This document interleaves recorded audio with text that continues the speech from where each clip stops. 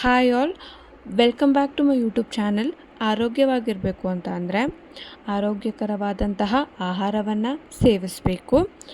ಇವತ್ತು ಆರೋಗ್ಯಕರವಾದಂತಹ ಆಮ್ಲ ಜ್ಯೂಸ್ ಹೇಗೆ ಮಾಡೋದು ಅಂತ ನಾನು ನಿಮಗೆ ತಿಳಿಸ್ಕೊಡ್ತೀನಿ. ಈ ಒಂದು ಆಮ್ಲ ಜ್ಯೂಸು ತುಂಬ ಒಳ್ಳೆಯದು ಶುಗರ್ಗೆ, ಹಾಗೆಯೇ ದೇಹಕ್ಕೆ ತಂಪು. ಪೈಲ್ಸ್ ಪ್ರಾಬ್ಲಮ್ ಇರೋರು ಸಹ ಇದನ್ನು ಸೇವಿಸ್ಬೋದು. ಯಾಕೆ ಅಂತಂದರೆ 2 ಪ್ರಾಬ್ಲಮ್ ಇರೋರಿಗೆ ಇದು ರಾಮಬಾಣ. ಹೇಗೆ ಮಾಡೋದು ಅಂತ ನೋಡೋಣ. ಮೊದಲಿಗೆ ಒಂದು 6ರಿಂದ 7 ಬೆಟ್ಟದ ನೆಲ್ಲಿಕಾಯಿ ಅಥವಾ ಆಮ್ಲವನ್ನು ತಗೊಂಡು ಅದನ್ನು ಈ ರೀತಿ ಪೀಸ್ ಮಾಡ್ಕೋಬೇಕು. ಸಣ್ಣದಾಗಿ ಪೀಸ್ ಮಾಡಿಕೊಂಡ್ರೆ ರುಬ್ಕೊಳ್ಳೋದಕ್ಕೆ ಸುಲಭ ಆಗುತ್ತೆ. ಹಾಗೆಯೇ ಹಾಕಿಬಿಟ್ರೆ ಕಷ್ಟ ಆಗುತ್ತೆ. ಬೀಜನೂ ತೆಗಿಬೇಕು ನೀವು. ಸುಮ್ಮನೆ ಉಂಡೆಕಾಯಿನ ಹಾಕಿಬಿಟ್ರೆ ಬೀಜ ಸಮೇತ ಸಣ್ಣದಾಗಿ ಆಗೋದಕ್ಕೆ ಕಷ್ಟ ಆಗುತ್ತೆ. ಅದಕ್ಕೋಸ್ಕರ ಈ ಥರ ಪೀಸ್ ಮಾಡ್ಕೋಬೇಕು.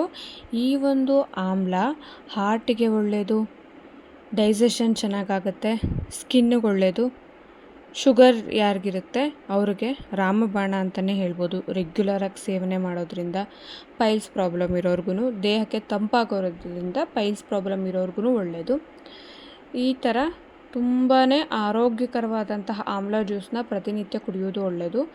ಬೇಕಾಗಿರುವ ಇಂಗ್ರೀಡಿಯೆಂಟ್ಸು ಆಮ್ಲ ಸಣ್ಣದಾಗಿ ಪೀಸ್ ಮಾಡ್ಕೊಂಡಿರೋ ಅಂಥದ್ದು, ನಂತರ 1 ಸ್ಪೂನು ಜೀರಿಗೆ ತುಂಬ ಒಳ್ಳೆಯದು ಜೀರ್ಣಕ್ರಿಯೆಗೆ. ಹಾಗೆಯೇ ಕರಿಬೇವು ಎಷ್ಟು ಬೇಕೋ ಅಷ್ಟು ತೊಗೋಬೋದು. ಒಂದು 10ರಿಂದ 15 ತೊಗೊಂಡ್ರೆ ಸಾಕು.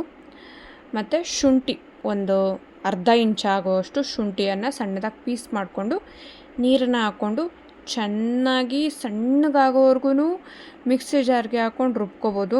ಮಿಕ್ಸಿ ಜಾರಲ್ಲಾದರೂ ರುಬ್ಕೋಬೋದು, ಜ್ಯೂಸ್ ಜಾರಲ್ಲಾದರೂ ರುಬ್ಕೋಬೋದು.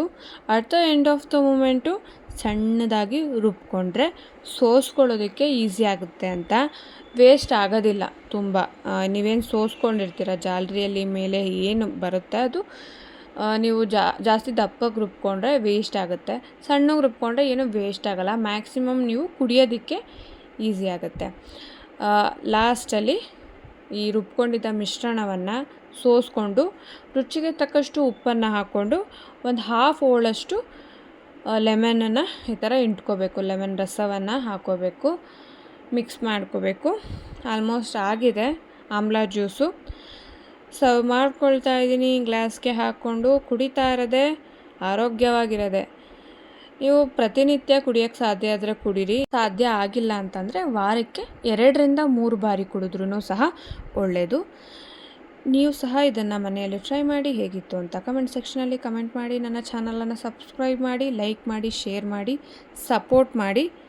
ಹೆಚ್ಚು ವೀಡಿಯೋಸ್ನ ಮಾಡೋದಕ್ಕೆ ನನಗೆ ಇನ್ಸ್ಪಿರೇಷನ್ ಆಗುತ್ತೆ. Thank you all. ಶುಭ ದಿನ.